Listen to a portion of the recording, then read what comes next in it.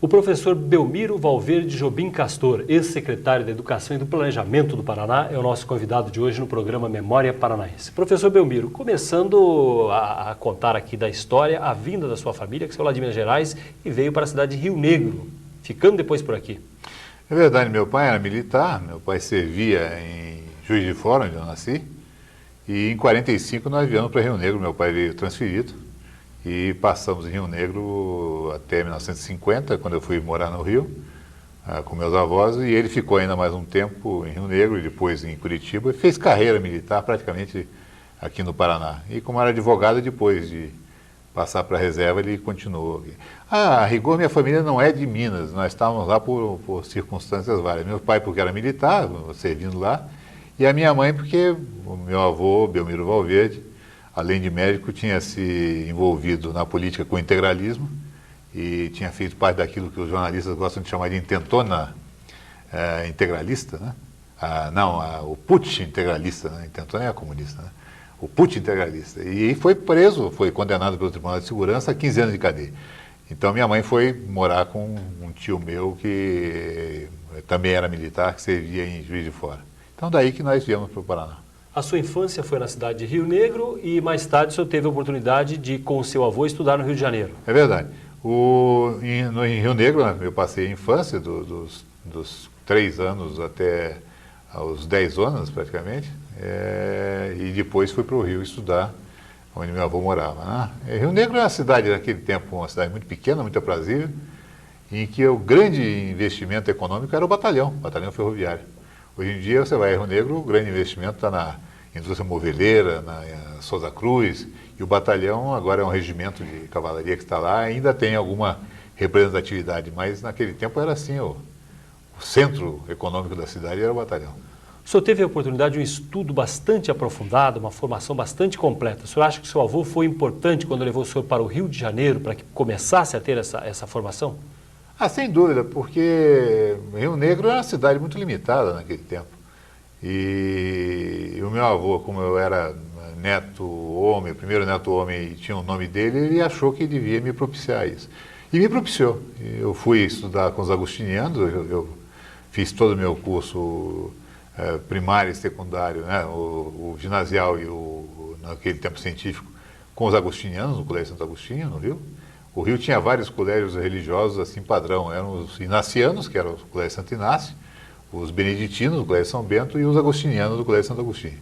Depois eu fiz vestibular no Rio mesmo para a Faculdade de Direito do Catete, passei e devo ao meu avô realmente esse grande impulso que ele me deu, até de exigência, né, de aprender a falar língua estrangeira, esse tipo de coisa. Retornando ao Paraná em 64, o senhor foi trabalhar na Procuradoria do Estado. Eu vim para cá, naquele tempo ainda era bem começo do ano, eu vim para cá em março de 64, de volta, e fui trabalhar na Procuradoria-Geral do Estado, que naquele tempo chamava-se Consultoria-Geral do Estado. E o procurador-geral era o professor Alceu Macedo. Ocorre que um mês depois veio a Revolução e o professor Alceu Macedo foi ser membro de uma comissão de investigação sumária que havia no Paraná. Então recrutou algumas pessoas para fazer a parte administrativa e eu passei nessa comissão mais uns 6, 7 meses, fazendo a parte burocrática. E depois eu fui trabalhar já na área mais técnica em outra secretaria, né? O governo Ney, o senhor estava presente e o senhor tem uma ligação bastante grande com o planejamento. Ali foi o momento que o planejamento começou a ganhar espaço com o general Alípio Aires de Carvalho. É verdade. O governo Ney Braga, eu peguei praticamente o último ano do governo Ney Braga, foi 64 e depois 65 foi a eleição do governador Paulo Pimentel. E o governador Ney Braga é uma figura absolutamente mesmerizante, né? É uma pessoa que você aprende com ele só de observar o traquejo administrativo, político, a habilidade dele. É uma pessoa estranha. Ele gostava muito de estimular os jovens, então ele fazia muitos acenos assim de você começando a carreira, ele te dava assim uma certa importância, ouvia todas as opiniões com muito interesse. Então é uma pessoa cativante. E o general Alípio, nós chamamos de coronel Alípio, porque o coronel Alípio quando ele foi ocupar o primeiro cargo na estrutura pública, no PLADEP, ele era coronel ainda, então ficou eternamente conhecido como coronel. O coronel Alípio é uma figura paradigmática, um homem de uma vitalidade, de uma visão estratégica, e de uma capacidade de trabalho, né, espantosa. Então, o Alípio me convidou para trabalhar com ele, e eu trabalhei com ele durante, né, praticamente 3 anos, foi 65 até 67, praticamente, com uma interrupção que eu fui fazer um curso em São Paulo. Eu estive com ele na Secretaria de Aviação e depois naquele pequeno interregno que ele foi vice-governador no período em que o Ney foi ser ministro da Agricultura. E o Dr. Algaci Guimarães foi eleito governador e o Alípio vice-governador. E aprendi muito com ele, inclusive foi quando eu conheci o Estado fisicamente, porque o Alípio era um homem incansável. A Secretaria de Aviação era uma secretaria genérica, fazia tudo no Estado, menos rodovias, então ele fazia estrada, fazia escola, fazia cadeia, fazia fórum, fazia sistema de água e esgoto. Então ele vivia sentado em cima de um avião ou de uma caminhonete e eu junto. Eu estava começando a minha carreira, adorava aquilo, né? Então o Paraná tinha 270 municípios. Acho que nós conhecíamos, eu pelo menos conhecia uns 200. O Alípio conhecia todos, eu conhecia uns 200. Na segunda metade da década de 60, durante o governo Paulo Pimentel, o senhor estava no departamento de trabalho que cuidava seria equivalente a uma secretaria de indústria e comércio, trabalhava com geração de empregos, e foi um momento interessante da história do Paraná que houve a erradicação do café, né? Começou a saída dos paranaenses para outros estados.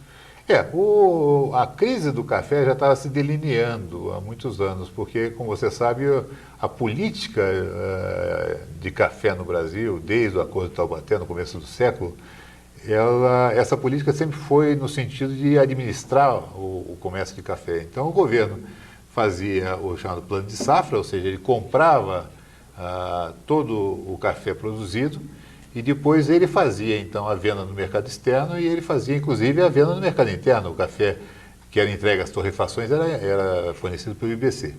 Então, o que acontecia é que o café, em termos de produto, ele tinha um preço político, por assim dizer. Quando o preço internacional subia muito por causa de algum evento de geada, alguma coisa, o governo se apropriava disso através do chamado confisco cambial. O governo ficava com a chamada, eufemisticamente, cota de contribuição da cafeicultura. A cafeicultura, então, digamos, a saca de café valia $200 e o governo só pagava 120 a cafeicultura e ficava com 80. Em compensação, quando o café declinava de preço, a cafeicultura era apoiada pelo governo. Então, em 64, o Brasil já vinha vivendo um problema grande de estoques crescentes. Você tinha uma produção que crescia, e o mercado era mais ou menos inelástico, né? Então, eu me lembro de um número em 64, quando houve o grande esforço anti-inflacionário de Roberto Campos e professor Gouveia de Bulhões, o Brasil tinha mais de 60 milhões de sacas estocadas para um comércio anual de 20 e poucos. Então, o governo militar resolveu realmente levar a sério a questão da erradicação, criou uma série de estímulos para trocar café por agricultura temporária, e isso foi o grande baque na cafeicultura paranaense naquela época, né? De 65 até 70 e poucos, a cafeicultura perdeu muita vitalidade, e depois com a geada de 75, aí sim ela encontrou praticamente o avatar, né? Crescia a pecuária e isso levava ao desemprego do homem do campo no interior do Paraná, que tinha desqualificado, que tinha isso como atividade. Exato. O café foi substituído. O café era uma cultura que era muito empregadora de mão de obra e foi substituída num pedaço do estado pelas pastagens. A questão do Noroeste, por exemplo, a região de Paranavaí, a região de Rondon, Cidade Gaúcha, você via extensões e extensões de terra que eram antes propriedades de cafeicultura e que haviam se deteriorado por causa, inclusive, do solo, não tinham condições de competitividade e que viraram pasto. E, por outro lado, as culturas permanentes, como o café, foram substituídas por culturas temporárias, como o milho, a soja não era ainda nenhuma expressão no estado. Então, isso começou efetivamente a haver um grande fluxo emigratório do campo, né, tanto para cidades como para outros estados. Paulo Pimentel trabalhava com uma campanha de marketing falando no Paraná, podendo ser o segundo estado da federação, que era um exagero naquela época bastante grande, mas tinha uma visão de comunicação, tanto assim que ele investia pessoalmente na compra de jornais, montando uma estrutura de televisão no Paraná. dá a impressão que, entre os vários governos, ele foi um que soube usar muito bem a comunicação que crescia naquela época. Ele usou bem a comunicação, inclusive a história do Paraná Aqui Se Trabalha era uma coisa onipresente, né? Mas às vezes até descambou, até para um pouco de caricatura. Me lembro que os paulistas diziam que do lado de lá do Rio Paranapanema, do lado de cá, ele tinha posto uma placa e dizia assim, Paraná, aqui se trabalha. E eles do outro lado de lá da ponte tinham posto uma placa e dizia assim, trabalho aqui não é novidade, né? Então, aquilo era uma coisa, realmente, era uma sacada publicitária, porque não tinha nenhuma base estatística e não tinha nenhuma base de verdade. O Paraná não era o segundo estado da federação, como não é até hoje, em termos quantitativos, né? Certamente é um dos primeiros em termos qualitativos, em termos de qualidade de vida, mas não em termos quantitativos. O senhor estava no governo ainda quando termina o governo de Pimentel e vem Haroldo Leão Pérez, né? Quando chegou a durou aí por volta de 1 ano e depois acabou sendo afastado pelo governo militar. Como é que o senhor acompanhou essa fase? Bom, no governo Haroldo Leão Pérez, eu fazia parte, junto com o Luiz Fortineto e um grupo de técnicos, de um grupo de planejamento na antiga Secretaria de Viação. O governo do Haroldo Leão Pérez foi um desastre, né, sobre todos os aspectos. O Haroldo assumiu, aureolado pela ideia de que gozava de muito prestígio na área militar. Teve vários atritos na área legislativa, na área do Tribunal de Contas, na área do Judiciário. Já começou, por assim dizer, a se inviabilizar politicamente no começo. Depois, passados alguns poucos meses, já aconteceu um fato muito desagradável no Rio. Ele colocou o irmão dele, Murilo Leão Pérez, no Rio, no escritório, e houve um caso comprovado de tentativa de suborno pedido pelo Murilo. E ele foi obrigado a demitir o irmão numa situação muito constrangedora. Depois veio a crise do próprio Haroldo, aquela famosa crise do Haroldo, quando ele teve aquelas conversas pouco ortodoxas lá com o empresário Cecílio Rego Almeida, até gravado na praia, e veio a renúncia do Haroldo. Então o Haroldo foi denúncia de corrupção contra ele, né? E de tentativa de corrupção, de tentativa de achaque, né? E foi uma coisa gozada, né, Vili? Porque as coisas são curiosas. O professor Luiz Carlos Torinho, que morreu agora 1 semana atrás, 2 semanas atrás, um homem admirável, ele era diretor da Escola de Engenharia. Nós trabalhávamos com o Luiz Fortineto na Secretaria de Aviação e no tempo do Haroldo. E o Luiz Fortineto trabalhava no Departamento de Arquitetura e vai visitar o professor Torinho, junto com mais uma pessoa, e começa aquela conversa e tal, tudo bem, e ele diz assim, o que não vai bem é o governador de vocês. E eu acho que ele não dura, porque ele está se metendo em muita atrapalhada, e isso, o Luiz Fortunato chega na secretaria e disse, olha, eu tive uma informação desse tipo, nós ficamos perplexos com a história. E ele foi falar com o Cássio Bittencourt de Macedo, que era o secretário de Aviação, e o Cássio disse, não, que nada, isso aí é conversa fiada. Mas, passado 1 semana, 1 semana e meia, começou a transpirar na imprensa nacional que havia algum problema, quando finalmente acabou desaguando no episódio da renúncia. Ele, inclusive, eu me lembro fisicamente, o Cássio foi a famosa reunião que ele convocou no Palácio e voltou. E o Cássio era um homem muito sério, muito correto e estava levando a secretaria a ferro e fogo, né? Não gasta, não faz, não acontece. E eu me lembro que nós estávamos tomando um café na secretaria quando chega o Cássio da reunião, que ele não compareceu, o Haroldo convocou a reunião, mas não compareceu. A reunião de renúncia, né? Depois mandou a carta para a Assembleia. Uma renúncia forçada, né? Pedida pelo governo militar. Porque o governo militar tinha ameaçado que se ele não renunciasse, ele seria cassado.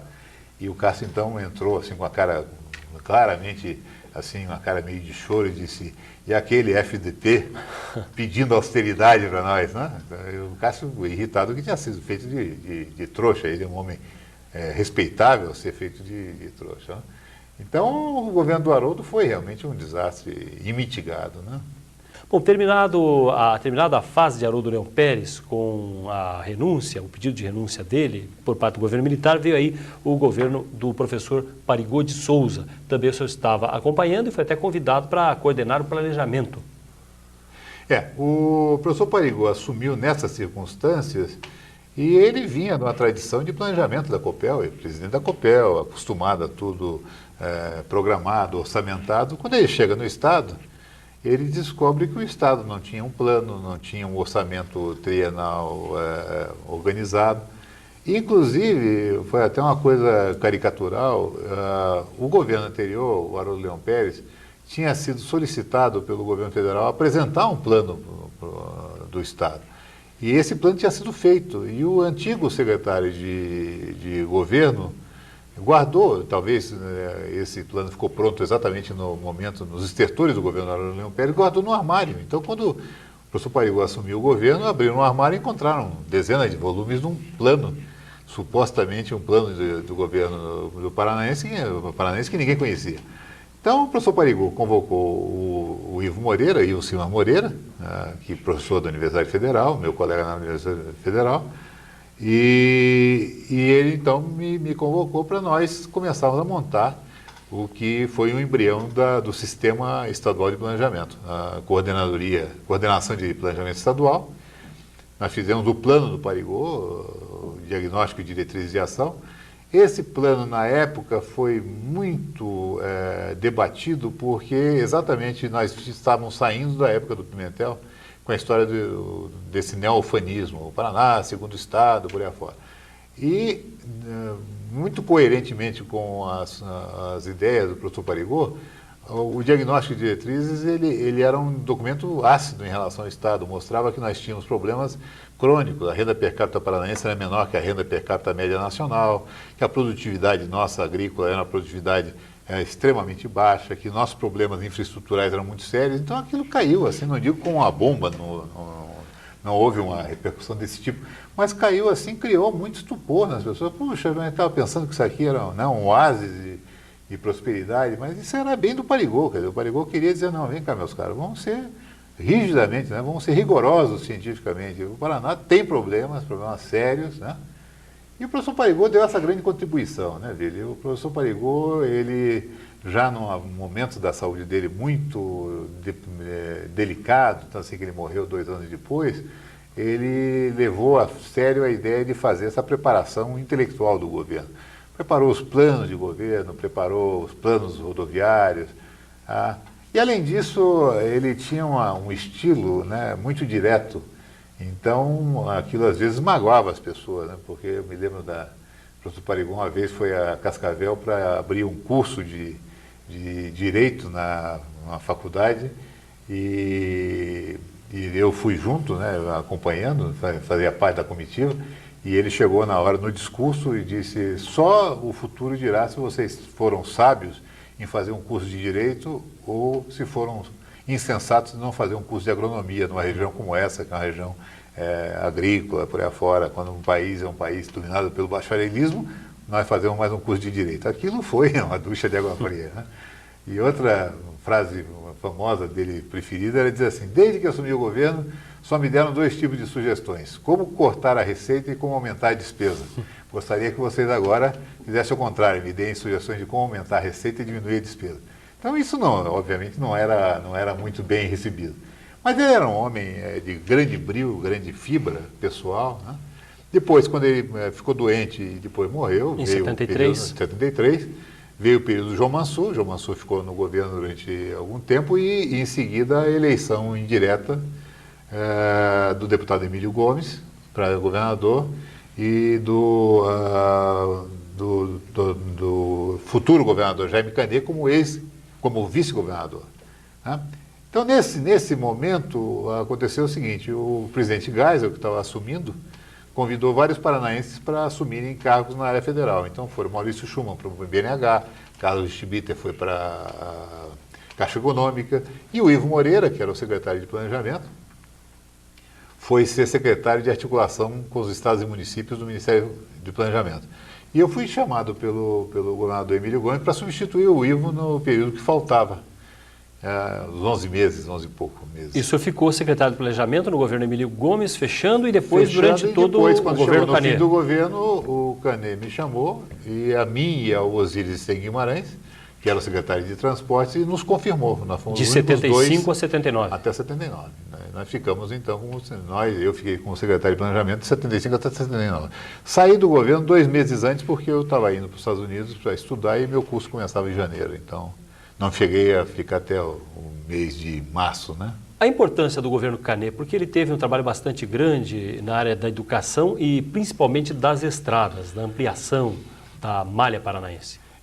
Eu tenho pelo governador Canet uma admiração irrestrita, e isso aí é público e notório. Então o meu julgamento é até pouco isento até em relação a ele. Mas o governador Canet é um homem que tem um senso gerencial absolutamente desenvolvido, né? É um homem prático, um empresário bem-sucedido, então as coisas ficavam muito fáceis. A função do planejamento era uma função de assessoramento ao governador, não era uma função de dar ordens ou de bancar o supersecretário na máquina pública, nada disso. A nossa função era assessorar o Canet nas suas decisões. E ele agia em relação ao planejamento de uma forma muito concreta. Por exemplo, o Paraná, em 1975, 76, 77, o tempo do Canet, nós tínhamos a discussão orçamentária do Estado, era uma coisa levada super a sério. Os secretários se reuniam, preparavam suas propostas orçamentárias, o Canet se trancava num prédio qualquer, lá na Copel, aqui no Campo Comprido, ou lá no Canguiri, na Granja, e se revia projeto por projeto, onde é que ia gastar. Então, haviam as chamadas diretrizes orçamentárias: não pode fazer prédio administrativo, não pode isso, não pode contratar pessoal, não pode comprar avião, não pode... Né?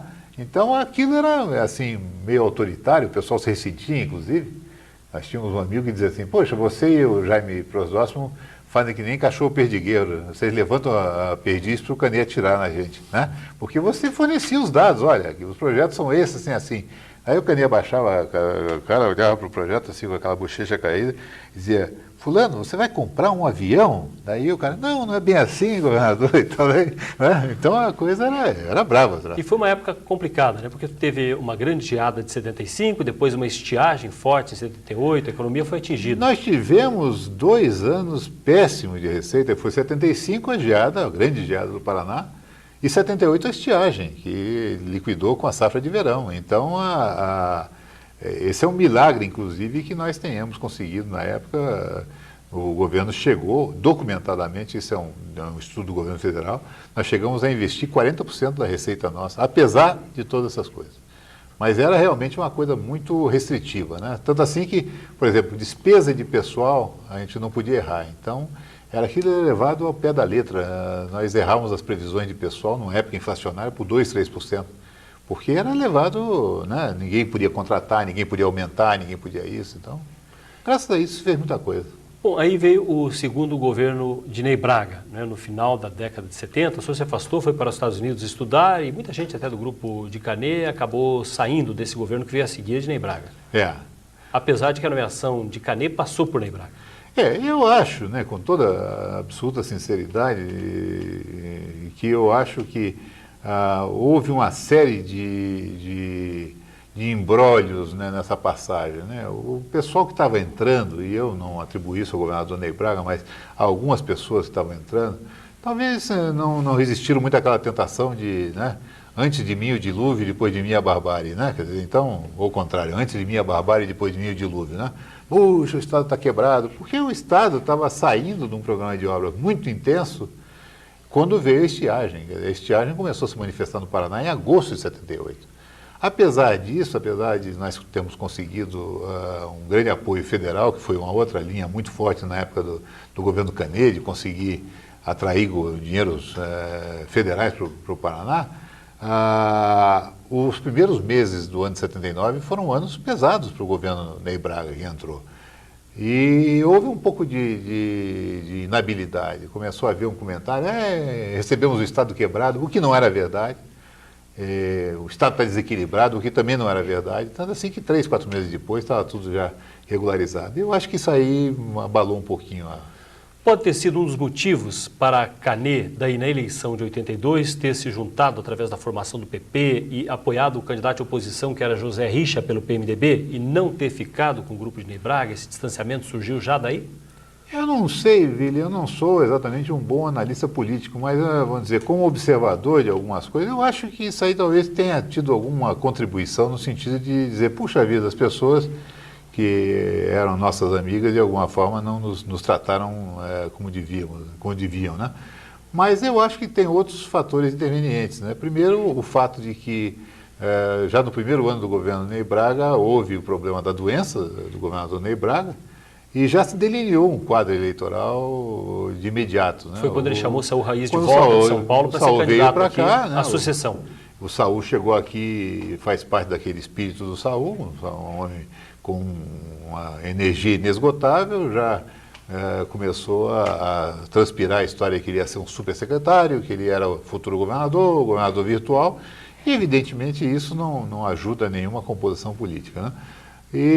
Mas no plano nacional ainda tinha um aspecto. O Tancredo Neves, que era o chefe do PP, do Partido Popular, havia se convencido da inutilidade do PP. Então já estava se acertando com o antigo MDB para fazer uma fusão. Então isso também refletiu aqui no Estado, numa aproximação entre o Canê e o Richa. Diga-se passagem que o Richa, historicamente, tinha sido do grupo do Ney Braga. O Richa tinha sido oficial de gabinete do Ney Braga. Agora, o Canê, junto com o Richa, foi muito importante para a eleição de José Richa em 82, fortaleceu a posição de José Richa, e até daí algumas pessoas ligadas a Canê na época foram para o governo de José Richa. O senhor até foi para a Secretaria do Planejamento em 83. O João Elísio como vice-governador, eu como secretário de planejamento, e várias pessoas do grupo estiveram junto com ele.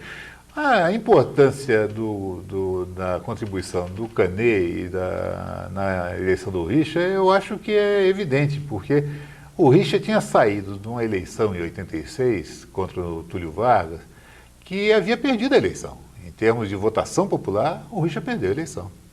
Quem ganhou a eleição foi a sublegenda com Enéas Faria. Enéas Faria carregou 200 e poucos mil votos, e com isso, então, ultrapassou, com a soma do José Richa e Enéas Faria, a votação do Túlio. O Túlio foi uma belíssima votação no Estado. Né? Então, eu acho que isso é inegável. Você atraiu um eleitorado que, inclusive, respeitava muito o Canê. O Canê tinha saído do governo com um índice muito alto de aprovação popular, e eu acho que isso é fora de dúvida. Né? Agora, é uma composição muito ampla. Entrava a esquerda, a extrema esquerda, entrava o que era considerado direita, porque eram as pessoas que já tinham participado do governo anterior. Como fazer essa conciliação? Não era uma complicação muito grande, apesar de que a Richa tem uma facilidade de ser bastante conciliador, mas com tantas tendências não deve ter sido um começo fácil de governo. O começo ali era mais ou menos como a conferência de Panmunjom na Coreia, né? Quer dizer, tinha todos os tipos de ideologias envolvidas, e todos os tipos de ideias envolvidas, né? E havia um espectro que vinha desde o que era considerado direita, eu era outro lado de direita extremada, né? Até o outro lado que era a esquerda extremada, que era o PCdoB, que nós tínhamos lá vários companheiros do PCdoB, né? Então, então realmente era um popurrí de ideologia. Eu acho que o Richa manejou bem esse negócio, o aspecto de conseguir uma certa conciliação, não deixou que essas questões ideológicas interviessem no governo, de uma forma geral, vamos dizer, manejou bem esse negócio até mais para frente, quando ele teve outras dificuldades. Mas, vamos dizer, sobre o aspecto político, eu acho que ele se saiu bem, e não deixar essas coisas tomarem uma radicalidade, assim, né? E era aquele tipo, né? Quer dizer, eu me lembro que até as crises regionais, às vezes, ele tratava dessa forma. Havia aquelas reuniões de interiorização que o Canê tinha feito no tempo dele com grande sucesso, que eram reuniões em que o Canê ia com o governo inteiro, se instalava na cidade em 3 dias. Então, aquilo era uma festa. O Richa restaurou isso, mas de uma forma mais rápida. Então, quando eu chegava na hora, você chegava na cidade e dizia, o pessoal aqui está bravo, o fulano vai falar que teve enchente, que vocês não fizeram nada e tal. Aí o Richa tomava a palavra e falava 3 horas. Quer dizer, então, quando acabava na hora, ficava todo mundo, puxa vida, tem que pegar o filho no colégio, o outro tinha que não sei o quê. Acabavam as críticas, não havia mais tempo. Acabava a crítica, não havia mais tempo, então era um governo altamente democrático e estamos levando assim. Ele tinha essa habilidade. Quando o senhor estava no governo Richa, veio o chamado caso dos dólares, né? Logo depois do começo do governo, o senhor chegou a fazer uma denúncia de cobrança de comissão por intermediação em empréstimos internacionais contra outro secretário, outro colega seu, o secretário Erasmo Garanhão, da Fazenda, na época. Como é que foi esse caso? O que é que levou o senhor a chamar a atenção e fazer a denúncia que causou uma das mais sérias crises já registradas dentro de governo no Paraná? Na época do governo Richa, foi uma época de financiamentos internacionais muito restritos. O Brasil, você se lembra, tinha quebrado em 82, então havia muita dificuldade de você conseguir acesso a dinheiro internacional. Então apareceu no Brasil uma indústria que era mais ou menos o seguinte: os bancos que tinham algum dinheiro para aplicar, através do acordo da dívida, etc., eles pegavam lá um amigo qualquer local e esse amigo montava um escritorinho de representação e começava a vender serviços de captação de empréstimo para os estados. E esses serviços eram remunerados com taxas muito altas, de 5, 6, 7% sobre o valor do empréstimo, né? Bom, e acontece o seguinte: acontece que o Paraná não tinha tradição de pagar para agentes intermediários para conseguir captar dinheiro de ninguém, né? A Copel, inclusive, fazia isso de uma forma rotineira, sem pagar comissões. E começou a aparecer essa prática no governo, que eu não gostei, eu achei que era uma prática má, né? E tentamos alertar o próprio Richa, e através do próprio Scalco, e diretamente o Richa, mas o Richa, de certa forma, também naquele estilo conciliador, meio levou um pouco para frente. Mas depois apareceu uma coisa um pouco mais complicada, que além de haver essas intermediações, houve um caso específico em que uma determinada operação foi submetida 2 vezes ao governo com taxas diferentes. E depois ficou claro que tinha havido uma modificação de taxas, ou seja, tinha havido um acréscimo da corretagem. Então, essa corretagem já era uma coisa inaceitável, quanto mais uma corretagem com taxas acrescidas, né? E o desencadeamento desse negócio foi mais ou menos incontrolável, porque nós fizemos várias reuniões. No tempo eu levei essa denúncia ao Scalco. O Scalco, então, promoveu uma reunião com o próprio Richa. E a nossa posição, na época do Scalco e minha, e depois só minha, era de que tinha que dar uma decisão. Se ele achasse que aquelas práticas eram aceitas, então que nos desse a demissão e estamos conversados. Mas na época o Richa pediu um certo prazo, porque vinha a votação da emenda Dante de Oliveira, da Direta Já, e passado esse prazo, ele tinha ficado de dar uma resposta, né? Quando ele não deu essa resposta, então eu decidi sair do governo. E daí nós fomos surpreendidos, porque quando isso estava, vamos dizer, a antivéspera dessa apresentação da carta de demissão, ele vai a uma reunião pública e alguém provoca com a pergunta: é verdade que existe uma denúncia de corrupção no governo contra um secretário de Fazenda e tal? Ele diz: é verdade, eu já estou nomeando uma comissão de alto nível para investigar. Bom, nessa altura, né, Vili, você é como diz o ditado do interior, né? Para quem está no inferno, o que custa dar mais um abraço no diabo, né? Nessa altura do campeonato, está colocando em dúvida a tua credibilidade, a tua honestidade, a tua integridade até. Então eu disse: bom, então agora tem que, a famosa exceção da verdade, você tem que mostrar que realmente isso é verdadeiro. Então a comissão de alto nível foi nomeada. A primeira comissão era presidida pelo desembargador Otto Sponhels, mas ele teve que se afastar da comissão por razões de conflito de interesse que a ordem levantou, e o professor Luiz Carlos Pereira Torinho assumiu a presidência da comissão. E o professor Torinho era um homem que entendia profundamente o governo.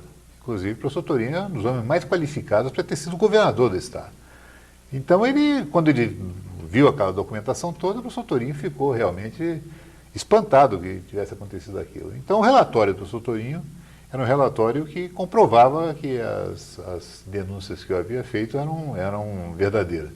Nesse ínterim, teve uma série de episódios, quer dizer, a Assembleia convocou para depor o Garanhão e a mim, e não convocou o Scalco. E depois ficou claro que o pessoal do governo tentava misturar a questão ideológica, né, na base do direita contra a esquerda. Então, achavam que, preservando o Scalco, eles estariam preservando a esquerda. Uma tolice, porque o próprio Scalco agiu com muita dignidade no episódio todo. O senhor sentiu um clima da chamada fritura que se preparava a sua saída do governo pela denúncia que o senhor tinha feito? Sem dúvida, isso teve episódios assim seguidos, né? Inclusive colegas teus, eu não vou citar o nome porque eu não quero falar sobre um assunto que envolve essas pessoas sem que elas saibam, mas colegas seus que trabalhavam na nossa área, eu recebi ordem do Richa, inclusive, para demitir, porque estariam propagando inverdades. Eu disse que não demitia, que achava que quem estava propagando inverdade eram as pessoas que estavam informando o governador mal. E isso, obviamente, não facilitou nada as coisas, né? Então, havia um clima claramente de tentar levar para o lado ideológico, na base de esses caras estão ressentidos, eles eram do governo anterior e agora querem destruir o governo do PMDB. O que era uma tolice, né? Na realidade, havia uma questão muito clara de integridade, né? Ou seja, o governo estava sendo chamado a pagar coisas que não devia pagar e, mais do que isso, estava chamado a pagar mais ainda do que tinham pedido no primeiro momento, né? Então, a crise acabou quando, com o fim da comissão de alto nível, o relatório, o Richa demitiu o Garanhão e a mim. Foi uma surpresa para o senhor quando ele anunciou a demissão e justificou que era incompatibilidade de dois secretários, o que seria inviável dentro do governo? Não chegou a ser surpresa, eu já tinha certeza que isso podia acontecer, né? E, vamos dizer, e mais imediatamente não foi surpresa, porque no dia que eu fui demitido, o Richa me chamou pela manhã no gabinete para me dizer que a comissão tinha concluído, que, sabe, eu digo, mas Richa, quais são as conclusões reais da comissão? Eu sabia mais ou menos quais eram, porque algumas pessoas já tinham sabido disso antes, na véspera já tinham tido acesso ao relatório. E ele disse, não, porque eu queria evitar uma crise política, você podia se demitir. Eu digo, não, hipótese nenhuma. Eu não vou me demitir, você vai ter que me demitir e vai passar o resto da tua vida tendo que explicar por que você demitiu a pessoa que denunciou alguma coisa errada no teu governo. Então não chegou a ser nenhuma surpresa, não. A gente já estava preparado para isso, né?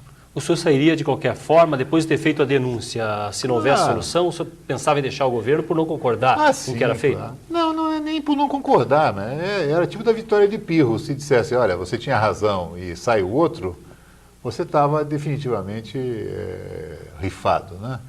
Então eu já tinha tomado a decisão pessoal de que qualquer que fosse a solução da comissão de alto nível, eu pediria demissão em seguida, né?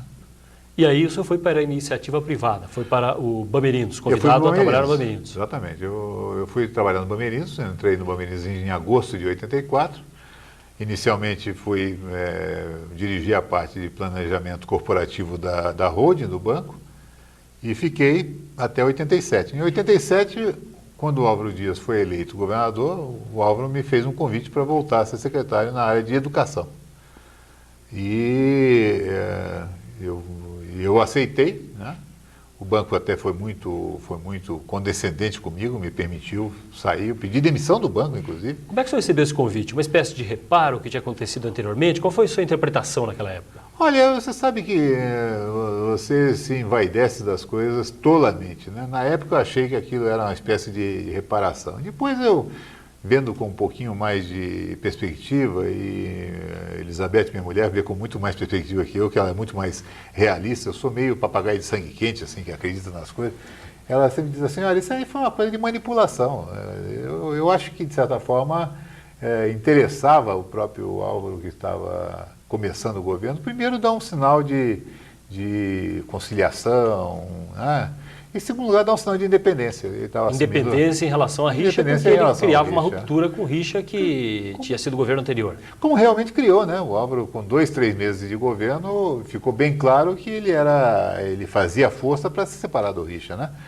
Abriu vários inquéritos, prendeu várias pessoas, inclusive por prisão administrativa, deu muita divulgação a isso, transformou assim o Estado como se fosse um covil de ladrões que de repente chegou lá o mocinho de chapéu branco e resolveu botar todo mundo na cadeia, né? Pessoalmente, eu acho que essa foi a interpretação mais correta, né? Pela minha resposta, na vida você vê, por isso que eu não sou político, né? Porque eu teria brigado com eles todos. O senhor observava isso como uma afirmação do governador Álvaro Dias? Qual seria a intenção dele neste início de governo marcado pelas denúncias e pelas punições e de muitas pessoas ligadas ao governo anterior? Eu tenho uma interpretação muito pessoal, não sei até se ela é correta ou não, mas eu acho o seguinte, nós temos que voltar um pouquinho atrás e nos lembrar que esse momento na história política do Brasil é o momento da emergência do Fernando Collor. Tá? Fernando Collor, governador de Alagoas, caçador de Marajás, o homem que boa pinta, que transitava com desenvoltura. E eu tenho a impressão que o papel que o Collor veio a desempenhar na política era mais ou menos o que devia ser o projeto político do Álvaro, né?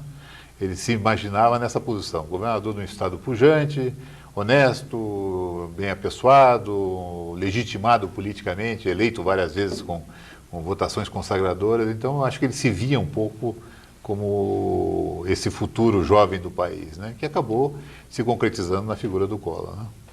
Na Secretaria da Educação, o senhor enfrentou aí uma fase bastante complicada. Muitas reivindicações dos professores, 87, 88, acabou com aquela grande manifestação, até com um confronto muito sério na frente do Palácio, quando o senhor era secretário da Educação. Mas havia uma resistência do governo, que não passava exatamente pela sua secretaria, mas pela área financeira, de não conceder o reajuste que os professores pediam. Como é que o senhor hoje analisa aquilo que aconteceu? A Secretaria de Educação é uma das secretarias mais problemáticas porque no Brasil a educação ainda é vista como uma moeda de troca política. Então, quando eu fui para a Secretaria de Educação, eu disse para o Álvaro, olha, a única condição básica é a seguinte, nós não podemos fazer uma política clientelista. Então, conseguia, ferro e fogo, fazer isso. Inclusive, um preço muito grande de desgaste, porque chegava, às vezes, um deputado lá e dizia, olha, eu queria pedir isso assim, assim. E ele dizia, não podemos fazer. Não faço nem para você, nem para ninguém. Ah, não, você fez para não sei quem. Você vai lá, traga a prova que eu fiz para esse não sei quem, que eu faço para você também. E consegui me aguentar bem assim. Com grande desgaste, evidentemente, né? Mas o fato é que durante 1 ano e meio nós tivemos uma situação de grande cooperação dos professores aqui no Estado. E havia, assim, por outro lado, uma certa crítica de que eu era muito leniente, que eu estava meio querendo, né, a custa do Tesouro do Estado, prometendo coisas para os professores. Nós tínhamos naquele tempo o reajuste automático mensal, que era feito praticamente automaticamente. E então houve uma resistência muito grande do pessoal da área da Fazenda. No tempo era o deputado Luiz Carlos Rauli, que era o secretário, e havia claramente uma crítica à forma pela qual eu geria a secretaria. Bom, daí coincidiu que, por alguma razão que até hoje eu não entendi, a liderança aqui resolveu fazer uma greve contra o governo, apoiada pela CUT, né? E essa greve foi uma greve que lamentavelmente, foi uma coisa perdida desde o primeiro momento para os dois lados. Porque, de um lado, você não tinha nenhum campo de negociação. A ordem do Álvaro era não se negociar nada. Não tem como negociar, não tem dinheiro, não tem dinheiro, não tem dinheiro. Ponto final. Então, quando você vai negociar alguma coisa sem dar nada, obviamente não é negociação, né? E, por outro lado, havia, lamentavelmente, no lado dos professores, um grupo mais radical que tentava levar a coisa para uma confrontação. E acabou desaguando nos 2 episódios, né? O do dia 30 de agosto, que houve uma passeata na frente do Palácio, mas essa acabou pacificamente, não teve problema nenhum. E no dia 31, que foi um desastre completo, né? Com as bombas, com a ação da Polícia Militar. Tudo errado, porque, em primeiro lugar, isso eu digo com absoluta convicção e absoluta tranquilidade, é o seguinte, a Secretaria de Educação não foi ouvida em nenhum momento a respeito do que o governo ia fazer. A decisão em relação a como é que ia se enfrentar a manifestação dos professores foi uma decisão da área policial. Eu não sei quais são os envolvimentos depois em relação ao próprio governador. Mas que teve um preço bastante alto politicamente para o governador Álvaro Dias, claro, que depois foi questionado em cada eleição a seguir. Foi questionado em cada eleição. Quer dizer, então você sentia que aquilo ali tinha todos os elementos para dar errado, né? O caminhão de som dos professores tentou entrar na área do centro cívico, a polícia foi lá e brecou, e tirou o motorista de dentro do caminhão, a tapa, daí o motorista já evidentemente foi machucado. E depois teve o episódio das bombas, né, que se não fosse trágico teria sido cômico, porque todo mundo viu aquela cena do secretário de segurança de costas para a cena, quando estoura a bomba lá atrás e alguém pergunta assim, mas estava previsto também que ia ter bomba? Né? E ele olha para trás e diz, pô, bomba, bomba, e sai correndo. Né? Então, aquilo foi um preço horroroso. Eu acho que aquilo é uma nódoa que o Álvaro não vai se livrar, por mais desculpas que ele peça aos professores. Bom, e aí, a sua saída da Secretaria de Educação, que aconteceu meses depois, deixando o governo de Álvaro Dias? Daí aconteceu uma coisa assim estranha. Né? Em primeiro lugar veio a eleição municipal. O Maurício Fruit era candidato, e você se lembra que 12 dias antes da eleição, o Jaime fez a famosa campanha dos 12 dias e ganhou do Maurício.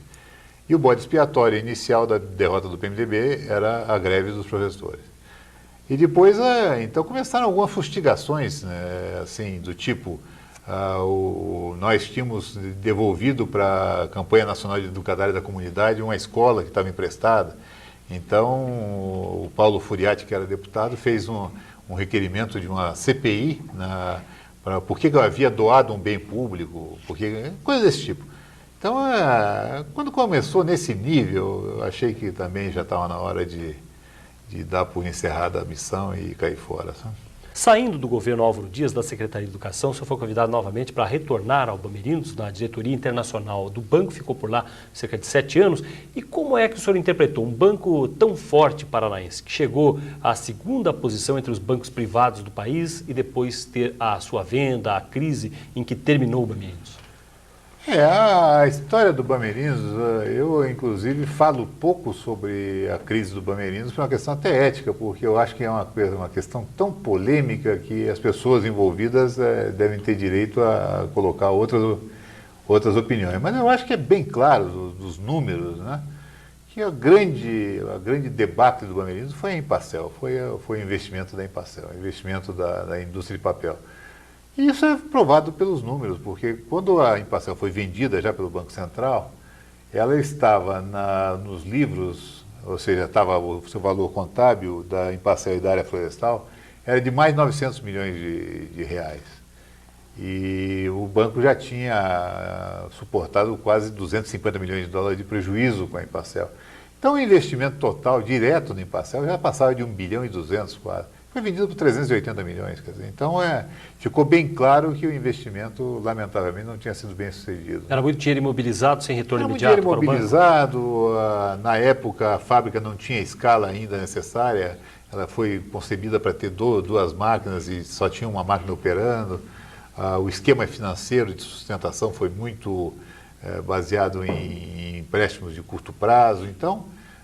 isso acabou impactando o banco, porque, obviamente, o banco é uma coisa muito de credibilidade, o banco é muito uma questão por assim dizer, de percepção popular. Né?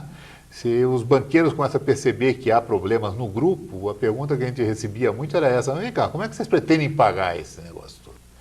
Se quem dá lucro no grupo é o banco e a seguradora, como é que vocês pretendem suportar esse conjunto de ônus, né? Então isso foi se delineando uma crise mais séria. Eu me afastei em abril de 96, um ano antes da intervenção. Havia a renovação do mandato da diretoria e eu não tive meu mandato renovado por vontade mútua, tanto minha como do Zé Eduardo.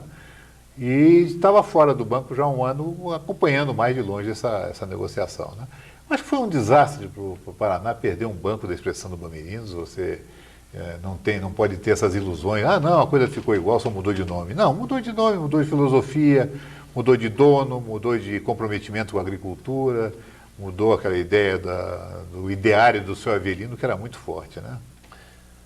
A mágoa do senador Andrade Vieira, que presidia o banco, é de que os ingleses já estariam há muito tempo no Brasil. Esse processo já estaria andando muito tempo, ele teria sido um dos últimos a saber da pressão que haveria pela venda do banco. Você viu dessa forma mesmo, afastado já na época do banco? O fato é que quando os ingleses compraram o banco numa condição excepcional de favorecimento, de facilidade, eles já estavam no Brasil há 5, 6 meses estudando o banco com dezenas de funcionários. Então, essa ideia popular de que aquilo foi uma solução de emergência tomada para salvar o banco, isso não é verdade. O fato é que havia uma decisão tomada previamente, há muitos anos, muitos meses antes, de vender o banco para os ingleses e depois ela foi praticamente, por assim dizer, declarada nos últimos dias, mas ela já vinha de longo tempo. Acho que sobre esse aspecto, se o senador José Eduardo tinha alguma promessa de uma consideração maior, não em relação a ele, o seu interesse pessoal, mas em relação ao banco como patrimônio quase que público, né, 80 mil acionistas, eu acho que ele tem razão de ter mágoa nesse sentido. E o senhor aí voltou para a Universidade Federal, voltou a dar aulas aqui e em outros locais também?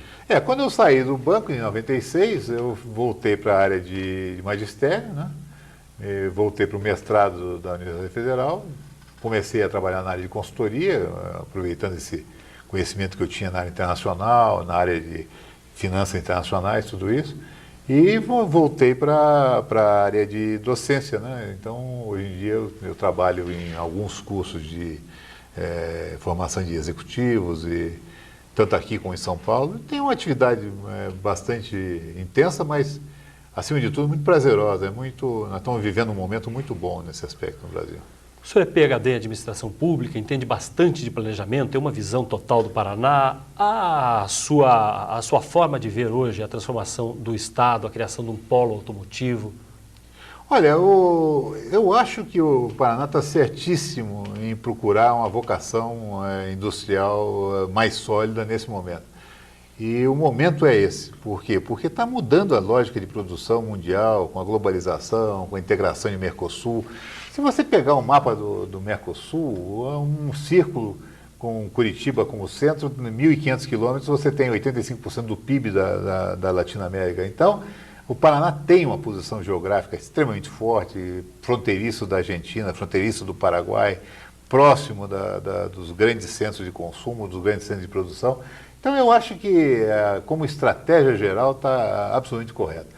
E sempre digo isso, que acho que, inclusive, esse esforço, se o Jaime Lerner tivesse visto isso com um pouquinho mais de serenidade, ele não teria passado aquele desgaste de passar um ano sem mostrar os protocolos. Ele poderia ter mostrado no primeiro dia que a população é suficientemente inteligente para entender que aquele é um preço relativamente baixo até por essa transformação que nós vamos viver daqui para frente. O investidor estrangeiro não gosta de ficar exposto, tem medo de uma polêmica como essa. Além deste ano de discussão de paralisação, o senhor acha que o Paraná pode ter perdido mais do que teve investimentos? Outros poderiam ter chegado e não vieram em função dessa discussão toda? Olha, certamente não é bom para os dois lados. Em primeiro lugar, é a mesma coisa. Você descobre que o seu vizinho fez um negócio melhor que você.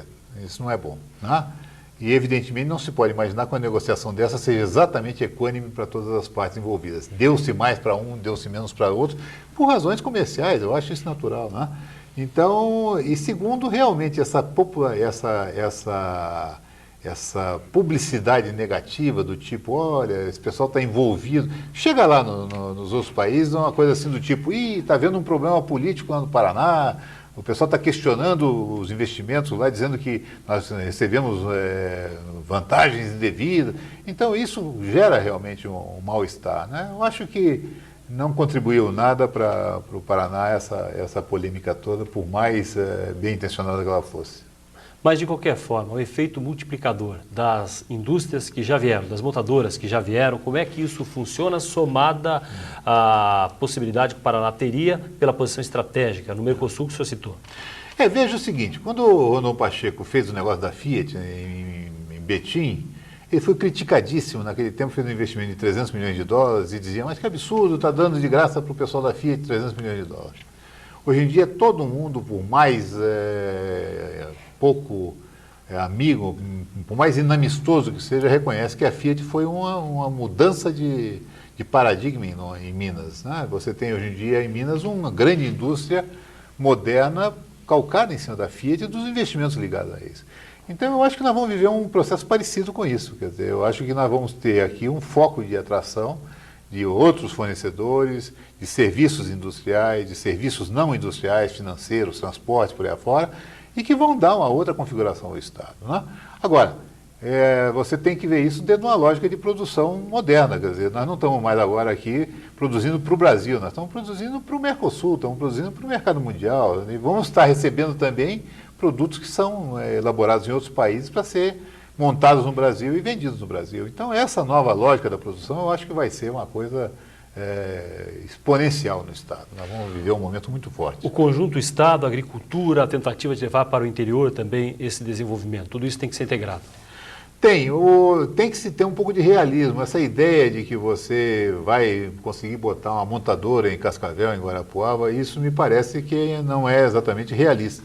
Você tem que adaptar os perfis, quer dizer, você tem aí determinadas indústrias que ficaram viabilizadas e outras que não são viáveis em nenhuma hipótese. Agora, o empresariado, ele tem um grande papel nisso. Haja vista dois exemplos bem rápidos. Primeiro, o Cianorte. O Cianorte era um problema econômico seríssimo por causa do problema da erosão e que reencontrou a vocação. O Cianorte hoje em dia é um dos maiores polos nacionais de fabricação de jeans no Brasil, de fabricação de jeans e de roupa popular.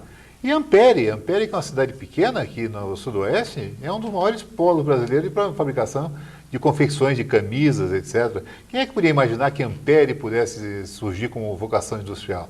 É que tem um empresariado também que, com um pouquinho de estímulo, conseguiu encontrar um caminho e está fazendo lá, tem 4 mil empregos industriais diretos, o que é uma coisa espantosa. Né? Para fechar, como é que a administração de Curitiba pode garantir que a cidade não se degrade mais nessa atração que acontece com a chegada das montadoras? A cidade tem que ser cada dia mais seletiva em relação aos seus investimentos. Eu acho que esse aspecto é fundamental. Não se pode, a pessoa tem que sair desses patamares atuais para patamares mais altos, ou seja, tem que ser mais restritivo em relação às indústrias poluitivas, tem que ser mais restritivo em relação à habitação, no sentido de que os lotes sejam urbanizados, tem que ter uma política bastante restritiva realmente em relação à ocupação do solo, senão realmente vai se viver o mesmo processo que se viveu em outros lugares, só que atrasados 30 anos. Muito obrigado, professor, pela participação. Obrigado pelo convite e pela honra de falar a você, né, sobre esses temas todos. Muito obrigado. Professor Belmiro Valverde Jobim Castor, ex-secretário do Planejamento e da Educação do Paraná, que foi nosso convidado de hoje no Memória Paranaense. Muito obrigado também a você que acompanhou o programa.